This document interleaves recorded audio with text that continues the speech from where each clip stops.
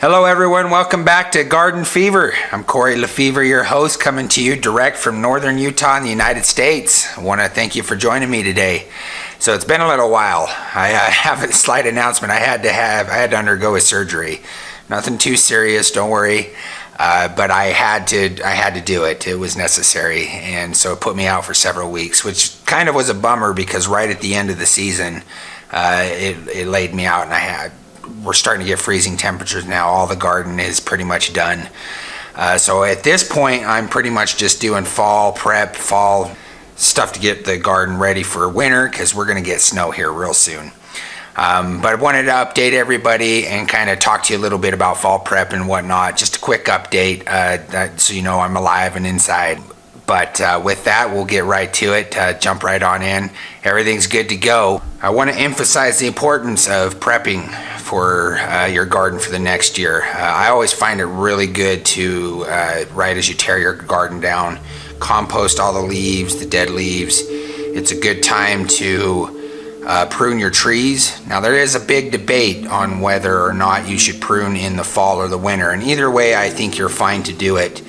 What you want to wait for in the fall is for the life energy of the plant to go down into the roots and go into hibernation to prepare for the cold. But with here in Utah, man, we get some big snowstorms and some cold weather. So you can do it in the fall after the fall leaves start going down. You can see that the tree is going into hibernation, and you can prune your trees, clip your trees, or you can wait until spring right before it gets new life.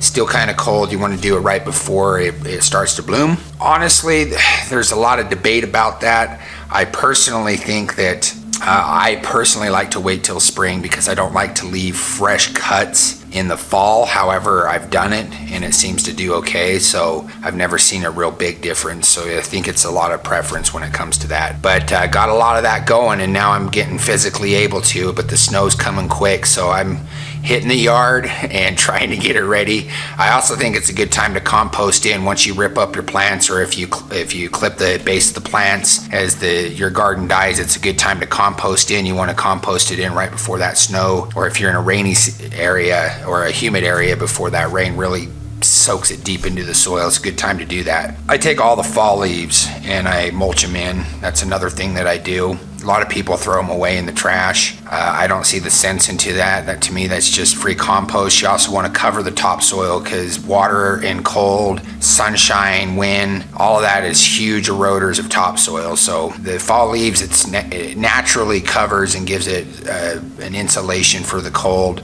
but it also gives it a layer of compost moving into the future. Use your leaves. Why not? With that being said, another thing is my bushes around the house really do need to be pruned and clipped down and in control. They look like they're running wild, and so it's time to do that. However, I'm going to wait till spring, and let me tell you why. The reason why I want to do it in spring is because by having a huge amount of bushes around my house, it helps insulate and protects my house against the wind and cold. So going along with do you prune in fall, do you prune in spring? I prefer to do it in spring, and there's another reason why I prefer to do that. So all these bushes, first thing in spring, I'm going to start clipping them down, and that also frees it up. So as we go into hot, it frees the air up so that when we go into hot temperatures, the house is more aired out. So the bushes will wait, and I'll probably wait to prune my trees this year. However, my grapevines, I wasn't able to eat them all, so I'm probably going to pick those and spread the grapes all over my yard.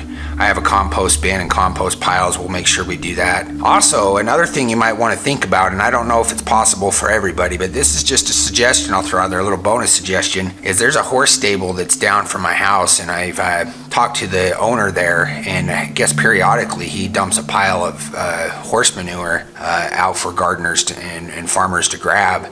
And I have free rights to do that. So sometime today, I'm gonna go get myself some horse manure, and we're gonna spread it all over my garden. Also, one thing I wanna mention when it comes to compost with manure in particular is two things. One, it can heat up your soil, so it can actually serve as an insulator, believe it or not, to the winter cold or the cold, which can be a good thing and it can be a bad thing. If you have too much manure and it's too thick, you can actually suffocate the plant.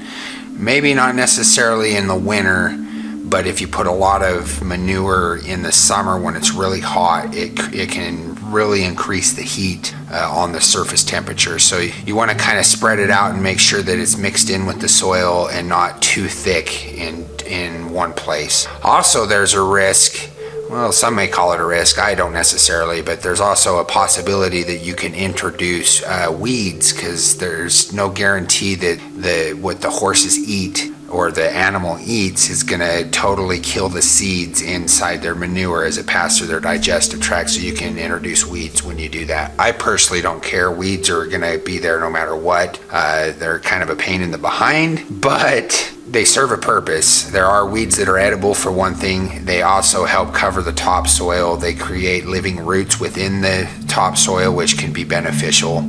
So complete exposed, no weeds topsoil to the elements is damaging to the topsoil. So weeds aren't necessarily bad, they just don't look good, and they sometimes can drain the nutrients or the water from the plant that we want, so we don't like them very much. That being said, if you get some weeds from manure, I think the pros for composting and whatnot into your soil, it outweighs the cons in my personal opinion. Compost, compost, compost. I can't stress that enough. It is so important for topsoil. The more you compost, the better. I do prefer compost over fertilizers. I think fertilizers, compost tea and fertilizers can be good when it comes to like the season itself. You can kind of give it a boost if that season. But if you want long term over the next 10 years or whatever, 10, 15, 20 years, the best method to return nutrients back into the soil is compost. It's a slow release. It goes deep. It mixes in with the soil, and the more you do that, the better. I cannot stress enough how to do that. With that being said, we're going to have to move indoors. So future plant videos are going to be indoors again. I did a short right before my surgery on Egyptian walking onions.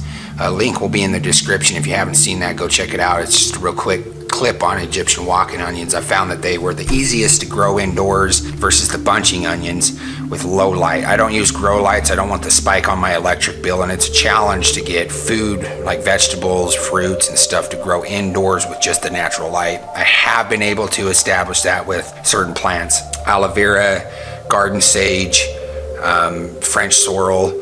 I've also now established green Egyptian walking onions. There are some bunching onions mixed in with it, but they get long, leggy, and they just don't do as well. They need the light. Or the Egyptian walking onions get a little leggy, but they tend to maintain their green. They look healthy. They're just a little leggy. And so I'll give you an update. Here's a picture of what they look like, and that's even after I made the short. So with that, I want to thank you. Just a quick update. Kind of wanted to update everybody and throw out some tips and stuff for fall cleanup and prepping for the garden. And anxious to get back into videos now that my surgery's done and I'm kind of getting back up into health. With that, I'll let you go. Thanks. Please like, subscribe, share, comment, all that fun stuff. Hit that like button. It helps a lot. I appreciate it. And with that, let's make this world a paradise 1 yard at a time. Thank you.